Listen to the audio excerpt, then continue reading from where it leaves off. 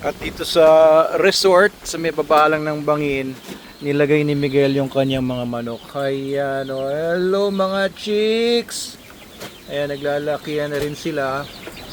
Ayun, may mga nandun na sa mga cages na pang layers. At meron pa dito sa baba.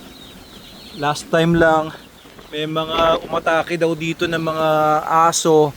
At may mga pinatay na mga manok. Kaya nalungkot si Miguel. Pinatay daw yung mga manok niya, tsaka yung iba nawala. Mukhang tinangay ng mga stray dogs. May mga stray dogs kasi dito ang pag-alagala, kaya ayan na lang natitira.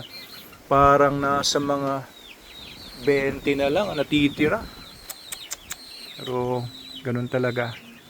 Simula lang ulit sa bago. Ayun, ganun lang talaga ang pagbe-business, di ba guys? Kahit na sobrang pag-aalaga mo naman, pero meron talaga mga bagay na hindi mo akalaing mangyayari.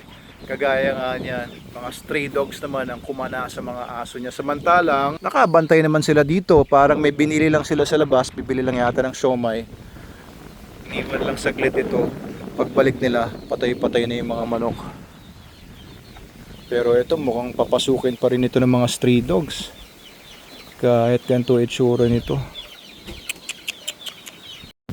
And pag nagbe-business ka naman talaga, yun ang kailangan mong linang, yun ang kailangan mong ma-develop, yung tibay ng loob, resilience, yung kaya mong tumayo kahit na ilang beses ka pang pabagsakin, kaya mong maghanap ng mga solusyon sa mga problemang lumilitaw. Yun ang business. Yun ang magpapayaman sa iyo kung kaya mo ng pag-solve ng malaking mga problema.